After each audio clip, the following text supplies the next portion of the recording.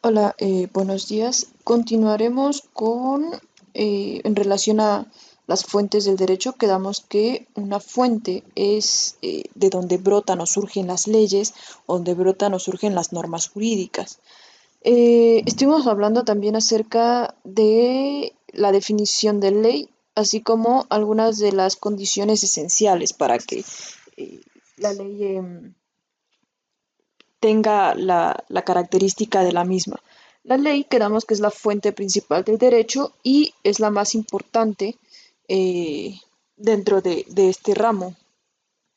Tenemos algunas condiciones que permiten que la ley exista y es el cuadro que complementaremos el día de hoy. Quedamos que haríamos una división de este tipo. Como título, quedamos que son condiciones esenciales de la ley y en la parte superior tenemos condiciones externas y condiciones internas. Como primer condición externa tenemos que debe ser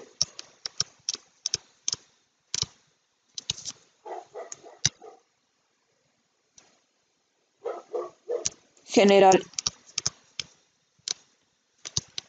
y abstracta.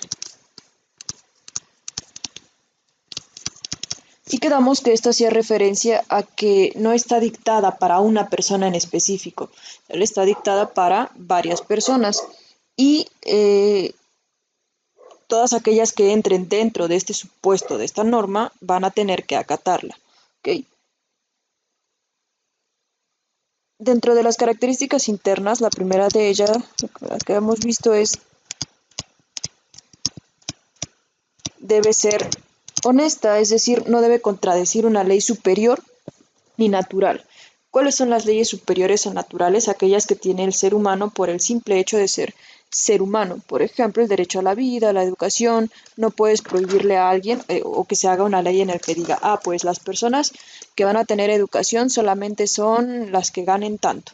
¿Sale? No puedes hacer una ley en la cual eh, cortes los derechos de alguna persona.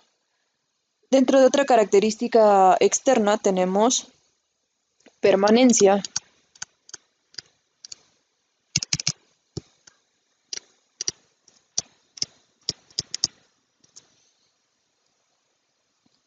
Esto hace referencia a que la ley solo va a poder modificarse o extinguirse a través de procedimientos específicos en la Constitución. No es como que alguien llegue y diga, pues ya no quiero esa ley, la quito y fin. Debe de seguir una serie de procesos y procedimientos específicos para ello. Y la otra característica externa es la legitimidad formal, que va muy ligado a la permanencia.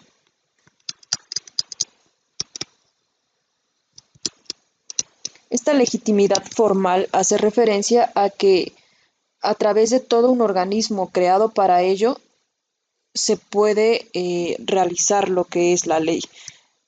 El organismo específico para crear las leyes es el Poder Legislativo, que ya después estaremos ahondando en este tema. ¿Sale? Entonces, legitimidad formal debe ser por escrito, las leyes deben ser por escritas, no porque llegue, no sé, el presidente y te diga, pues tienes que hacer esto, lo vas a realizar. Si hay una ley para ello, debe de estar escrito y es así como las personas debemos acatar las leyes. Eh, con siguiente característica interna, tenemos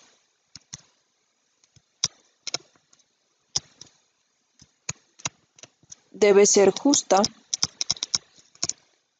Debe ser justa, ¿por qué? Porque se ordena el bien común. Es decir, dada que las leyes están enfocadas a proteger a una generalidad de personas o a varias personas, la justicia es algo que debe prevalecer.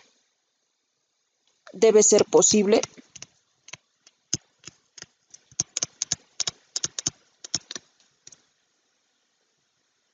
es decir, en este caso,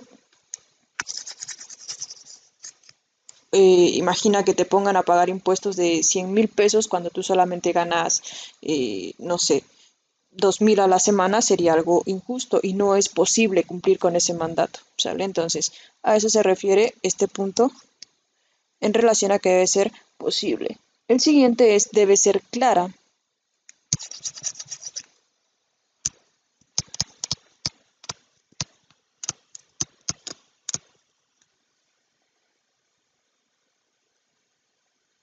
Creo que no hay mayor confusión en esta. Las leyes tal cual como se dicten o tal cual como se establezcan es como se van a cumplir. Si tienen alguna duda respecto a alguna ley, va a salir un órgano el cual va a ser el encargado de aclarar todas estas situaciones, ¿vale? Pero a lo que se le entienda la ley es lo que se va a acatar.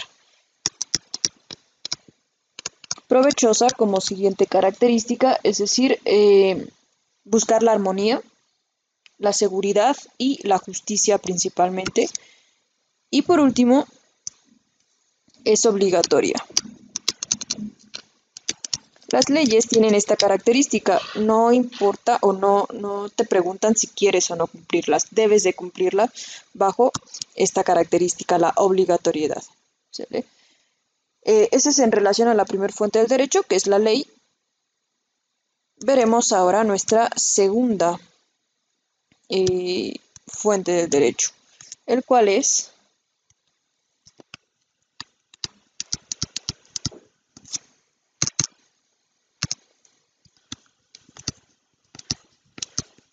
la costumbre.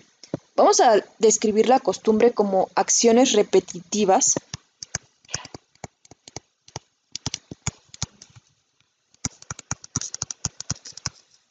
por un periodo largo de tiempo.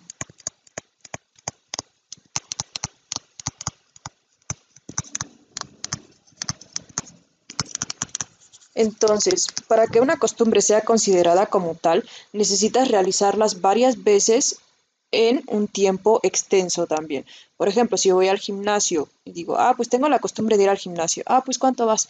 Pues voy una vez al año. Entonces, no es algo repetitivo. Eh, Podría ser una costumbre el que diga, pues voy cada tercer día y llevo yendo por 5 años, por ejemplo. Entonces, esa es una costumbre, ¿vale? Em, Estas costumbres las realizan, obviamente, son realizadas a cargo de la sociedad o las personas que integran la sociedad. La principal diferencia que existe entre una ley y la costumbre es el origen o procedencia de cada una de ellas. Mientras que las leyes proceden de un poder legislativo, es decir, un órgano plenamente establecido para crear leyes, la costumbre proviene de la sociedad, quien crea por ella misma las diferentes normas a seguir. La existencia de las costumbres depende de dos elementos específicos, al igual que las leyes.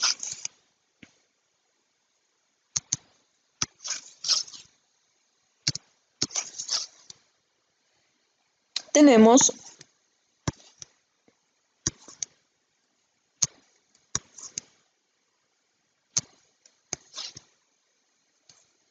lo que es el elemento externo u objetivo,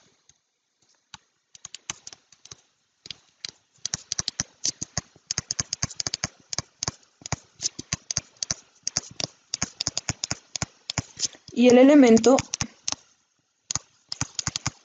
interno, también llamado subjetivo. En este caso, esos son los elementos o características de la costumbre, y el primero de ellos, en relación al elemento externo, es la uniformidad.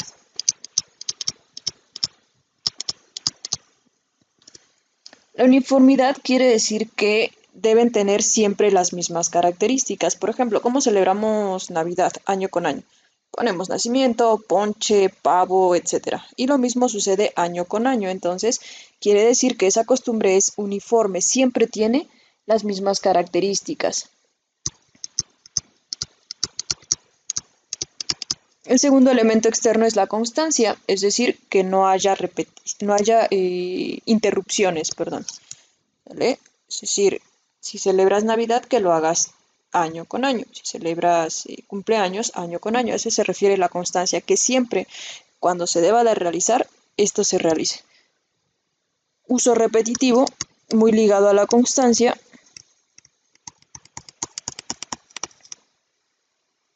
Eh, Quiere decir que se practique por un largo periodo de tiempo. Si por ejemplo celebras tu cumpleaños en el 2015, 16, 17, 18, etcétera. La constancia es que lo realices año con año y el uso repetitivo es que lo realices todos los años en los cuales tengas la posibilidad de realizar esa costumbre. ¿Vale? El uso repetitivo depende más del tiempo que tan prolongado realices la actividad, y la constancia es que lo realices en el tiempo en el que está establecido. Siguiente característica es generalidad. Es decir, que sea practicada la costumbre por la mayoría de la comunidad o por todos. ¿Sale? Si solamente practican esa costumbre dos, tres personas, entonces ya no es una costumbre. ¿Sale? Debe de ser practicado entonces por la mayoría de las personas en la comunidad. Y el último es publicidad. En relación a la publicidad, eh, significa que sea conocido por todos los integrantes del grupo. Si yo salgo, por ejemplo, a la calle y pregunto, ¿sabes qué es Día de Muertos? La mayoría de las personas me va a saber decir qué es lo que se hace o cómo se festeja Día de Muertos, el por qué. A eso se refiere la publicidad, que la mayoría de las personas que practiquen esa costumbre tengan conocimiento del mismo. ¿Vale? Ahora nos vamos a enfocar en los elementos subjetivos o internos, y solamente tenemos uno para este caso, que es la conciencia de obligatoriedad.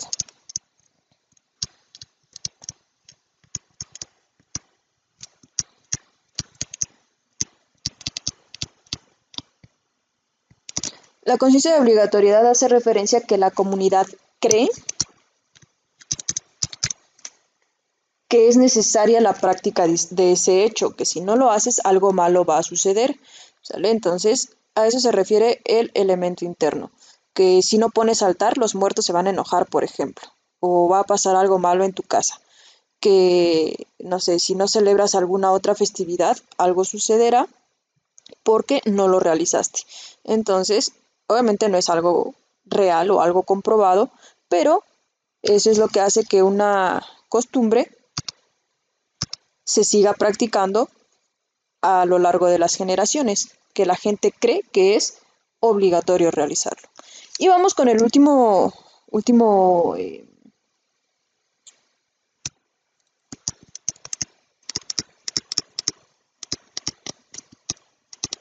la última fuente del derecho, que es la jurisprudencia. Y vamos a entender a la jurisprudencia como la correcta interpretación de la ley. Proviene de dos vocablos específicos, que es ius, que significa derecho, también se lee como jus o jus, puede ser, algunos lo escriben así, ius, y otros lo escriben así, ¿vale? Y prudentia, palabras en latín, que significa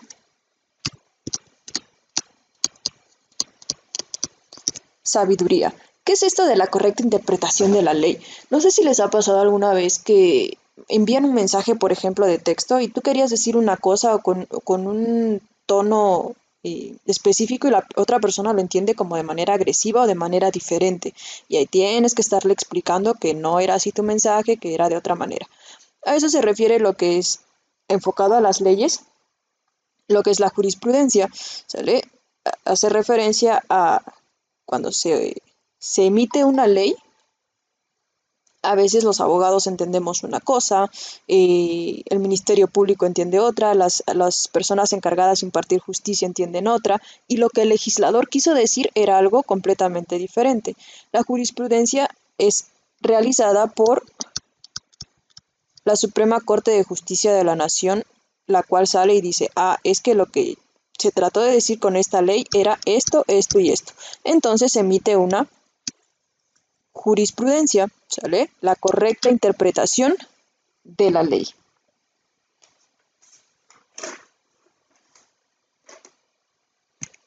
Y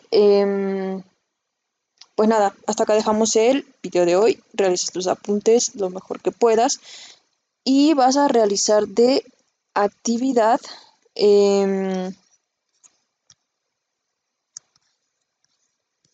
buscarás un ejemplo de ley, una ley específica representativa de México, por ejemplo, eh, la ley nacional de impuestos o alguna ley X, y me vas a explicar de qué trata. Una costumbre muy representativa de México, e igual me vas a explicar de qué trata. Y vas a buscar una jurisprudencia y la vas a colocar en tu libreta, ¿sale? Eh, Entender las jurisprudencias es un poquito complejo, pero bueno, ¿sale? Solamente escribir más o menos cómo es el texto de una para que te vayas dando una idea de cómo funcionan este tipo de escritos jurídicos, ¿vale? Entonces, hasta acá la dejamos con el video de hoy. Si tienes alguna duda, ya sabes, envíame un mensaje y lo checamos para resolverlas.